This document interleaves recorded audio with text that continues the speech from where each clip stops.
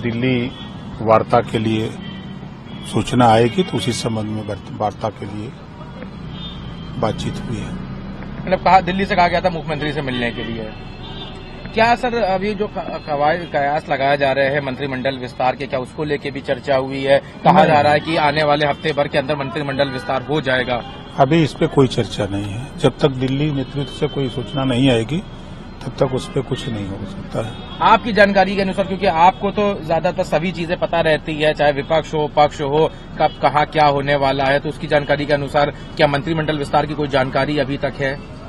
देखिए, जब चुनाव का बिगुल बजने के पहले, आचार संहिता लगने के पहले दिल्ली में भी विस्तार हुआ था पिछली बार और यूपी में भी विस्तार हुआ था।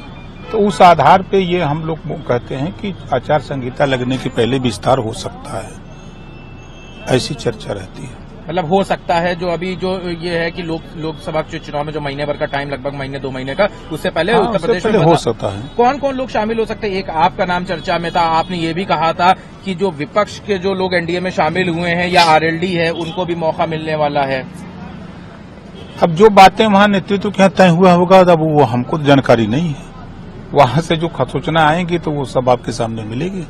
एक सवाल और है, अभी जिस तरह से आपने पहले ही बताया था कि समाजवादी पार्टी में क्रॉस वोटिंग होगी, उस पर क्रॉस वोटिंग भी तमाम विधायक उनसे अलग हुए, लेकिन अभी भी समाजवादी पार्टी में कल वो राम दर्शन के लिए गए रामलला की, उन्होंने कहा कि अभी तक उनको मौका नहीं मिला, उनको रोक दिया जाता था, लेकिन अब वो स्वतंत्र हैं, उन्होंने रामलला के दर्शन किए। तो क्या दिक्कत है?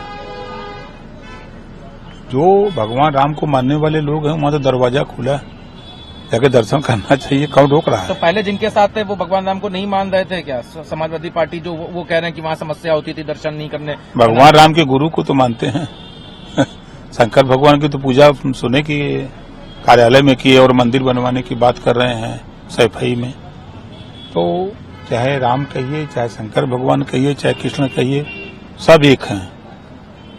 रघुपति राघव राजा राम, ईश्वर अल्लाह तेरो नाम, सबको सम्मत दे भगवान, तो सब एक हैं।